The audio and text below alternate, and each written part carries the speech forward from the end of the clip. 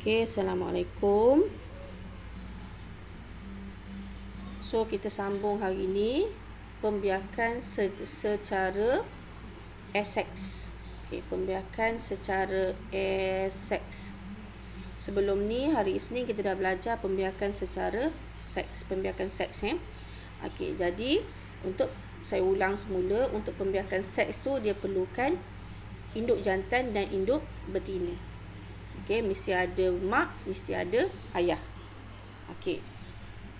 Jadi, bila dapat anak, anak tu akan ada variasi. Sebab percampuran genetik mak dan genetik ayah.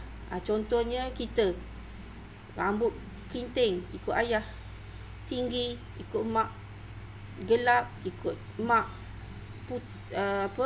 hidung mancung ikut ayah. Contoh macam tu ya. Itu adalah variasi. Okey.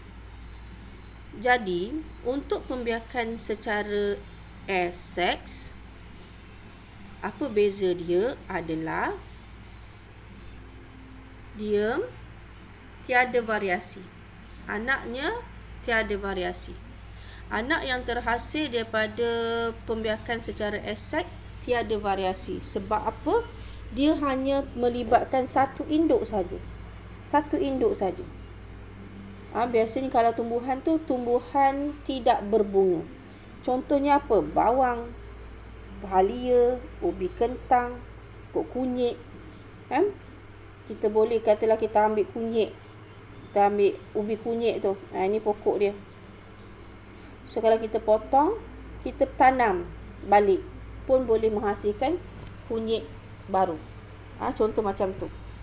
Jadi, kalau untuk organisma lain, ameba, paramecium, hydra, biasanya organisma ringkas. Unisel ke, satu sel tu. Tu ataupun saiz dia sangat kecil. Dia punya sistem badan dia sangat ringkas. Jadi, dia mengalami pembiakan secara seks. Pembiakan seks. Okey. Jadi, bila pembiakan seks, persenyawaan tidak berlaku. Sebab persenyawaan ni adalah proses sel pembiakan jantan bercantum dengan sel pembiakan betina. Jadi, tak ada tu dalam pembiakan seks. Jadi, anak seiras dengan genetik anak, seiras dengan genetik induk. Jadi, sebab kita ada variasi. Okey, seterusnya.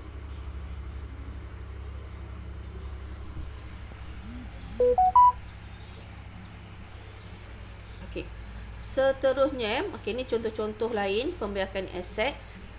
Jadi, kena hafal sikit lah jenis-jenis pembiakan seks ni. 1.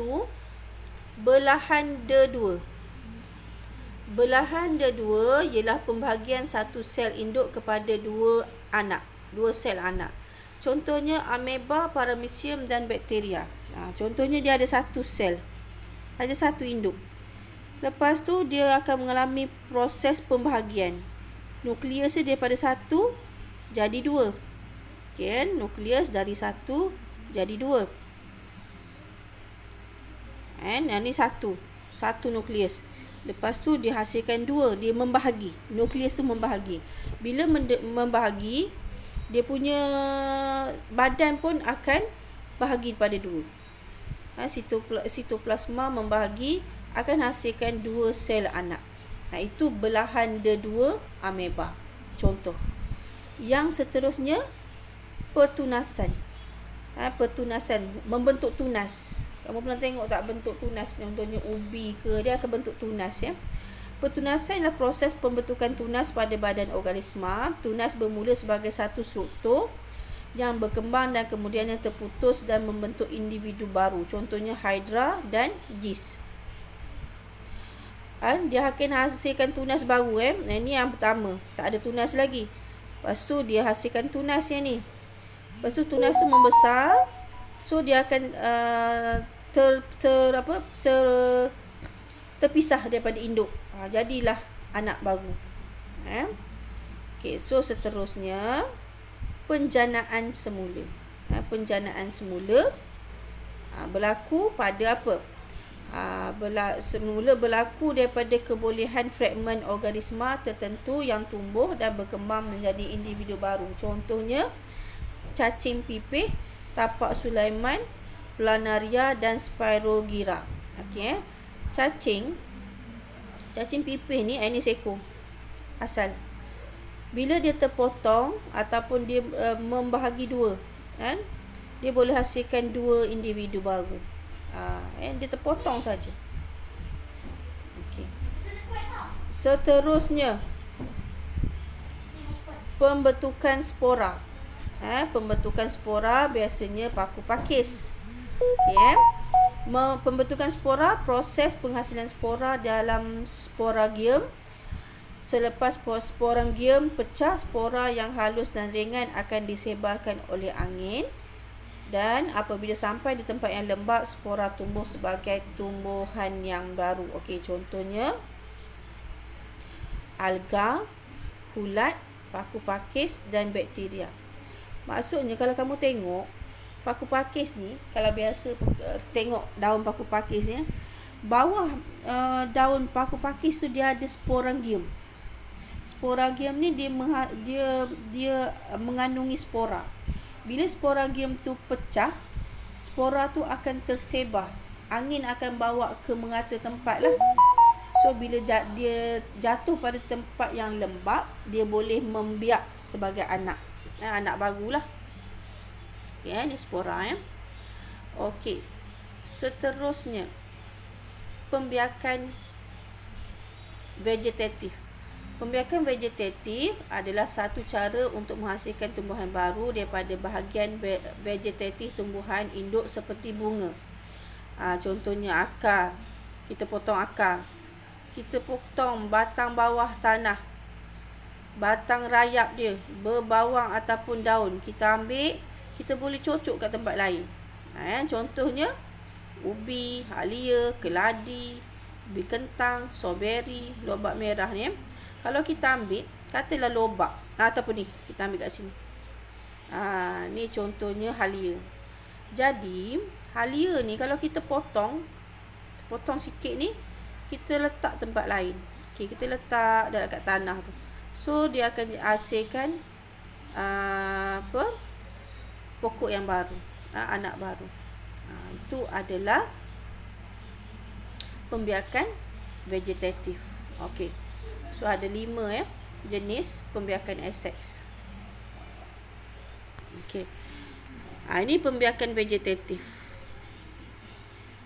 Ni. Bahagian akar tumbuhan induk akan berkembang menjadi tumbuhan baru. Jadi kalau kamu tengok, kamu beli carrot tu, kadang-kadang tu dia dah tua sikit dia ada akar-akar halus. Akar-akar halus dekat carrot tu. So akar-akar halus ni yang akan berkembang sebagai anak baru. Okey. Sama juga dengan ubi keledik. Bila dia ada akar baru ni, dia boleh berkembang sebagai anak baru. Okey, seterusnya batang. Bahagian batang tumbuhan induk yang akan berkembang menjadi tumbuhan baru. Sama juga, kita ambil, kita potong, kita cantas batang. Batang bawah tanah, batang rayap pun boleh. Kita potong batang bawah tanah, kita tanam balik. Contohnya ubi. Ubi kita cantas dia punya batang, kita boleh tanam balik, dia akan tumbuh sebagai anak baru. Batang rayap, rumput sama juga. Kita ambil rumput, nak biak rumput kapet kan, kita ambil, kita letak tempat lain, so dia akan berkembang sebagai anak barulah. Berbawang pun sama. Seterusnya daun. Daun pun sama. Daun setawa. Daun setawa ni kita biasa main masa kecil-kecil sekolah rendah kan. So kita ambil setawa, kita letak daun setawa, kita letak dalam buku, dia akan hasilkan tunas baru. Tunas baru tu akan hasilkan anak pokok baru anak pokok baru. Okey, ni pun sama, begonia ni jenis tumbuhan lah. Okey, so kepentingan pembiakan adalah dapat menambah populasi, menambah bilangan organisma sesuatu spesies. So contohnya kalau ayam, kalau dia tak bertelur, tak menghasilkan anak baru, jadi dia akan pupuslah. Sama juga dengan manusia. Kalau kita tak melahirkan anak, habislah kita punya zuriat, generasi tu. Okay? Jadi untuk menambah bilangan organisma bagi sesuatu spesies dan mengelakkan daripada kepupusan. Jadi kita perlu bersyukur dengan kebolehan proses membiak ni untuk menyambung zuriat dan zuriat sebagai kurniaan Tuhan. Okey, jadi kalau kita ini untuk tambahan ni, kalau contohnya kes pembuangan bayi semakin meningkat dari hari ke hari, tahukah anda bahawa kebolehan membiak adalah satu kurniaan Tuhan?